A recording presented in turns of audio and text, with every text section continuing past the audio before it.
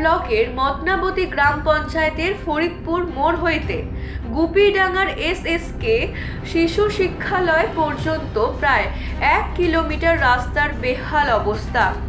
বারবার প্রশাসনের কাছে লিখিত অভিযোগ জানিয়েও কোনো সুরাহা হয়নি বলে অভিযোগ। 34,45,212 টাকার এনআরজিএস প্রকল্পের পঞ্চায়েত সমিতির এই রাস্তার কাজ শুরু হয়েছিল 2022 সালে। 2023 পার হয়ে গেলেও রাস্তার কাজ হয়নি বলে অভিযোগ এলাকাবাসীর। এই রাস্তার জন্য পথ অবরোধ করা হয়, শুধু আশ্বাসই মিলেছে, রাস্তা হয়নি। এই বিষয় নিয়ে বামনগোলা বিডিওর কাছে লিখিত অভিযোগ করা হয়েছে বেশ কয়েকবার, তবুও রাস্তার কাজ হয়নি। এই নিয়ে এদিন সকাল থেকে ওই রাস্তার উপরে দাঁড়িয়ে বিক্ষোভ দেখাতে থাকে গ্রামবাসীরা। এই বিষয়ে পঞ্চায়েত সমিতির সভাপতি পারুল কুজুর বলেন, এই বিষয়ে তার সঠিক জানা নেই। যদি রাস্তার কাজটি না হয়ে থাকে খুব শীঘ্রই যাতে এই রাস্তার কাজটি করা হয় তা দেখবেন তিনি।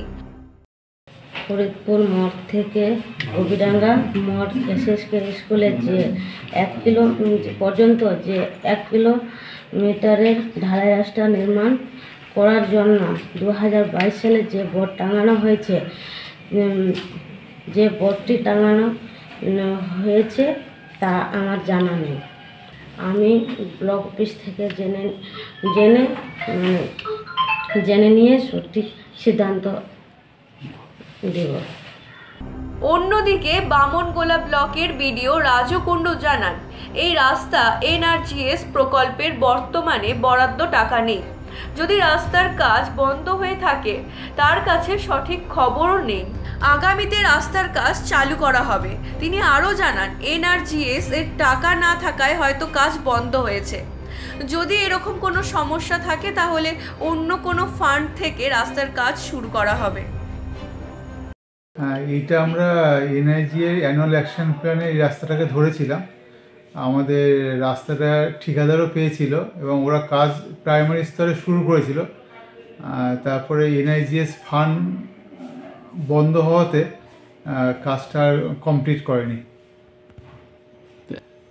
এখন রাস্তাটা তো ওই কন্ডিশনেই আছে। ভবিষ্যতে ওটা যদি এনআরজিএ ফান্ড ঢোকে তখন করা হবে, আদারওয়াইজ এটা অন্য কোনো ফান্ড থেকে করতে হবে রাস্তাটাকে। জানানো হয়েছে কিন্তু কোন পদক্ষেপ নিচ্ছে না। হ্যাঁ, আমরা তো আশা করছি যে এনআরজিএস ফান্ড ঢুকবে, কিন্তু দেখা যাক কবে ঢোকে। আর না হলে প্রায় 1 কিলোমিটার রাস্তা এটা করার জন্য এটা উপরে যোগাযোগ করতে হবে। মালদা থেকে বলাই পোদ্দারের report, U Bangla TV. U Bangla TV, হৃদয় ছুঁয়ে যায়।